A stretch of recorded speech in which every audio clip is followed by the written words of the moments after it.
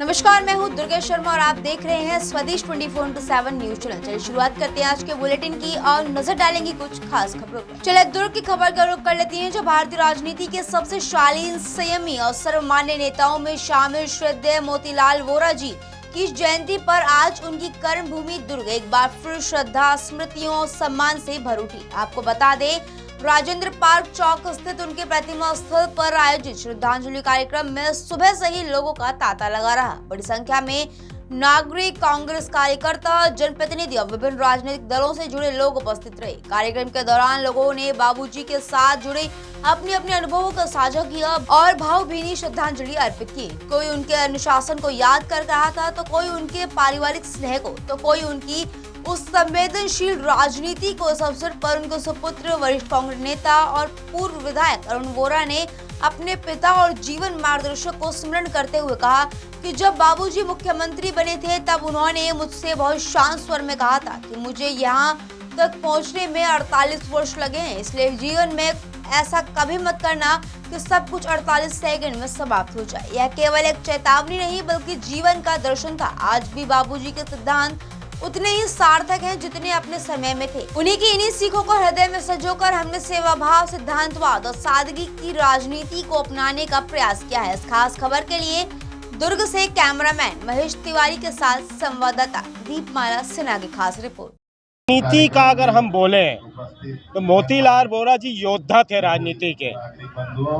अर्श से लेके फर्श तक गए वो, मतलब कहा जाए राजनीति में उनकी तुलना करना किसी से ये अतिशयोक्ति होगी। और हम सब युवाओं के लिए एक सीख जो मोतीलाल वोरा जी जो थे वो सीख देते थे, और हमको सीख लेने की ज़रूरत है। आज हमारे बीच में मोतीलाल वोरा जी नहीं है, लेकिन उनकी यादें जो है हमेशा हमको दिशा देने का काम करती है। और हम तो भगवान से यही विनती करते हैं कि हे भगवान, हमको मोतीलाल वोरा जी के बताए रास्ते पे हमको चलाओ, हम उनके रास्ते पे चल के आगे बढ़ें। और जिस प्रकार से निष्पक्ष राजनीति उनने किए वो वाकई में सराहनीय है। हर किसी को सीखने वाली बात मोतीलाल वोरा जी ने कही है। और रही बात, एक सरल सौम्य स्वभाव के आदमी थे। कभी भी उनसे मिलो तो बहुत प्यार से मिलते थे। हजारों के भीड़ में भी उनका जो प्यार दुलार जो दिखता था वो सराहनीय था। तो मैं ये बात बोलूँगा कि आने वाले पीढ़ी को उनके बताए रास्तों पे चलने की ज़रूरत है, और एक राजनीतिक योद्धा जो हमको बताए हैं उसको हमको सीखने की ज़रूरत है। बाबूजी बर्थडे बोल रही है। हाँ भाई, आज बाबूजी का जन्मदिन है और हम लोग सब उनका स्मरण कर रहे हैं। उनके बताए हुए कार्य जो उन्होंने अपने जीवन में किया, सबसे बड़ा वो भरोसा करते थे सबके ऊपर। पार्टी के प्रति अटूट आस्था थी उनकी। गांधी परिवार के बहुत ही निकटस्थ और विश्वास पात्र थे। हम चाहते हैं कि जो बाबूजी ने परंपरा डाली उस परंपरा पर हम लोग चलें और सबकी सेवा करें। जैसे अभी अब गुरु घासीदास जी की जयंती चल रही है, और जो गुरु घासीदास बाबा कहते हैं ना कि सत्य ही ईश्वर है, ईश्वर ही सत्य है, सत्य मानवता का आभूषण है, मन के एक समान। इन्हीं आदर्शों पर बाबूजी ने अपना पूरा जीवन व्यतीत किया। ऐसा बाबूजी का जो शब्द है जो आज भी लोग याद करते हैं, शब्द उनका ये शब्द ये है कि कभी भी आप किसी का अपमान मत करो, कभी किसी के साथ गलत व्यवहार मत करो, क्योंकि जो हम व्यवहार करते हैं वो लौट कर हमारे ऊपर आता है। इसलिए सबके साथ सदा सहता रखो। बीजेपी कांग्रेस दोनों वो सबके बड़े नेता थे, सब उनको दिल से मानते थे।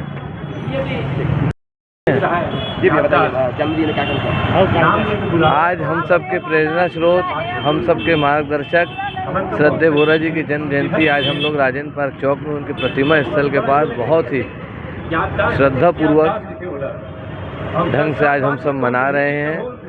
और श्रद्धेय बाबूजी को शब्दों में बांध पाना बहुत कठिन है। 1968 में जब से वो पार्षद से, तब से हमारा परिवार श्रद्धेय वोरा जी से जुड़ा है और आज तक हमारा परिवार उनके साथ है।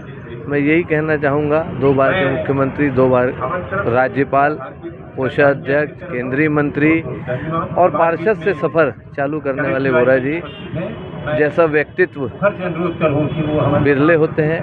ऐसे व्यक्तित्व सदियों में एक बार अवतरित होते हैं। ऐसा कौन सा वाक्य है जो आपको याद आता है? जब मैं महापौर बन के सचदेव बोरा जी के पास पहली बार गया तो उन्होंने मुझसे कहा कि सबका फ़ोन आदमी को उठाना चाहिए, अगर नहीं उठा पाए किसी कारण से तो फिर से लगाना चाहिए, क्योंकि कोई भी बेफिजूल किसी को फ़ोन नहीं करता। कोई ना कोई काम होता है, कोई ज़रूरी काम होता है, कोई अस्पताली काम होता है, तभी कोई किसी को फ़ोन करता है। तो मुझे ये बात हमेशा याद रहती है और मैं कोशिश करता हूँ कि सभी कॉल रिसीव करूँ। जीवन बहुत प्रेरणादायी जीवन। एक पार्षद के रूप में उन्होंने राजनीतिक जीवन की शुरुआत की, विधायक बने, एमपीएसआरटीसी में वाइस चेयरमैन बने, फिर शिक्षा मंत्री बने, मुख्यमंत्री बने, फिर राज्यपाल बने, केंद्रीय मंत्री बने, पार्टी का कोषाध्यक्ष बने, मध्य प्रदेश और छत्तीसगढ़ के प्रदेश कांग्रेस कमेटी के अध्यक्ष रहे। तो जीवन भर उन्होंने कर्मयोगी की तरह जीवन व्यतीत किया। तो हम सब के लिए बहुत ही प्रेरणादायक जीवन रहा है। मैं उन्हें श्रद्धा सुमन करता हूँ।